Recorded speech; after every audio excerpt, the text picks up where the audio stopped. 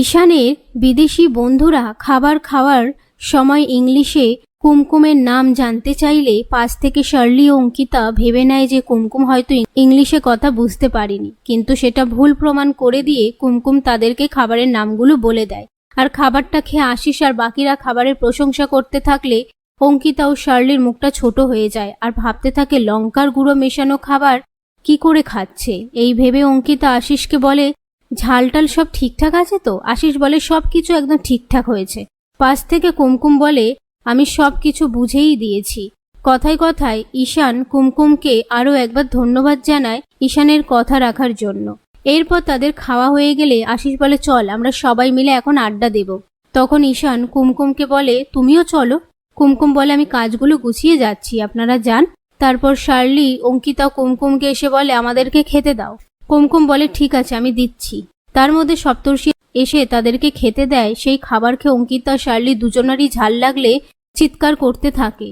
সেই মুহূর্তে সেখানে ঈশানের মা আসলে শার্লি নিজের মুখে বলে দেয়, আমাদের ঝাল মেশানো খাবার আমাদেরকেই খাইয়ে দিয়েছে।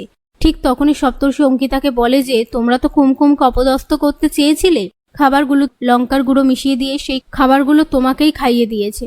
কুমকুম আগেই অনেকটা খাবার সরিয়ে রেখে দিয়েছিল, যেহেতু তুমি প্রথমবার খাবার নষ্ট করে দিয়েছিলে তাই। ঈশানের মা বলে, এসব তুই কি বলছিস? আমি তো কিছুই বুঝতে পারছি না।